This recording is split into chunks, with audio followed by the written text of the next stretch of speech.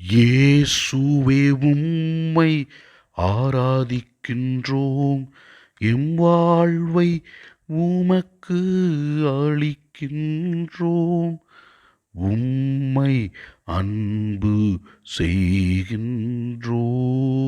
இறைவா, எங்கள் வாழ்க்கையில் ஏற்படுகிற இன்னல்கள், கஷ்டங்கள், இடுக்கண்கள், நோய்கள், வேதனைகள் இவைகளையெல்லாம் நீர் பார்த்து சும்மா இருக்கின்ற இறைவன் அல்ல. எங்கள் துயரங்களை கண்டு அந்த துயரங்களிலிருந்து நாங்கள் விடுதலையாக உமது ஆசீர்வாதத்தை கொடுத்து கொண்டிருக்கிறேன். எங்களை நோயிலிருந்தும் வேதனையிலிருந்தும் துன்பத்திலிருந்தும் நீர் மீட்டெடுக்கின்றீர். உமது வார்த்தையினாலும் உமது உடனிருப்பினாலும் எங்களுக்கு ஆறுதலும் ஆசீரும் தருகின்றீர். எங்கள் துயரங்களை கண்டு நீர் எங்களுக்கு விடுதலை கொடுக்கின்ற அந்த நல்ல செயலுக்காகவும், வாழ்க்கையில் ஏற்படுகிற எல்லா விதமான நிகழ்வுகளில் நீர் எங்களோடு இருந்து எங்களை வழிநடத்துகின்ற கிருபைக்காகவும், உம் திருமகன் இயேசு கிறிஸ்துவை எங்களுக்காக நீர் கொடுத்ததற்காகவும், அவர் வழியாக நீர் எங்களை மீட்டெடுத்த உமது கிருபைக்காகவும் நன்றி கூறுகிறோம். உம்மை ஆராதிக்கின்றோம். முதல் வாசகத்திலே நாம் பார்க்கிறோம், இஸ்ரவேல் மக்கள் படும் வேதனைகளை கண்டு இறைவன் மோசேவிற்கு முட்புதரின் நடுவிலே தோன்றுகிறார்.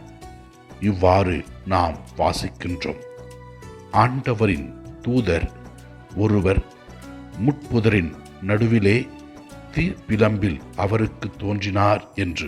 இந்த தோன்றிய இறைவன் மோசேவோடு பேசுகிறார். அவர் கூறுகிறார், இதோ எகிப்தில் என் மக்கள் படும் வேதனைகளை நான் கண்டேன், அவர்களை மீட்டெடுக்க உன்னை தேர்ந்தெடுத்திருக்கிறேன் என்று இறைவன் மோசேவிடம் கூறுகின்றார். இறைவன் நம் வேதனைகளை அறிந்திருக்கிறார், நம் கவலைகளை அறிந்திருக்கிறார், நம் நோய்களை அறிந்திருக்கிறார். எனவே நம் குடும்பத்தை, நாம் படும் வேதனைகளை இறைவனிடத்திலே ஒப்புக் கொடுப்போம். அவர் நம்மை மீட்டெடுப்பார். நற்செய்தி வாசகத்திலே நாம் இவ்வாறு வாசிக்கின்றோம். இயேசு இவ்வாறு கூறுகிறார், தந்தையே, விண்ணுக்கும் மண்ணுக்கும் ஆண்டவரே, உம்மை போற்றுகிறேன்.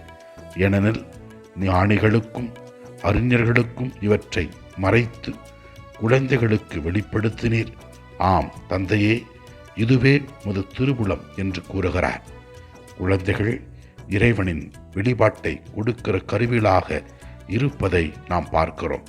எனவே நாமும் இறைவனிடத்திலே நம்மையே தாழ்த்தி ஒப்பு கொடுப்போம். நம்மை தாழ்த்தி நாம் இறைவனின் பிள்ளைகளாக வாழும் பொழுது இறைவன் நமக்கு வெளிப்பாடுகளை கொடுப்பார், ஆசீர்வாதங்களை கொடுப்பார். நம் மூலமாக மற்றவர்களையும் நிறைவாக ஆசீர்வதிப்பார். ஆண்டவரை நோக்கி ஜெபிப்போம். நமக்காகவும் நம்மோடு வாழ்கின்ற நபர்களுக்காகவும், குறிப்பாக வேதனையில் வாழ்கிற மக்களுக்கு இறைவன் விடுதலை கொடுக்க வேண்டும் என்று ஜெபிப்போம். எல்லாம் வல்ல இறைவன் தந்தை, மகன், தூய ஆவியார் நம் ஒவ்வொருவரையும் ஆசீர்வதிப்பாராக.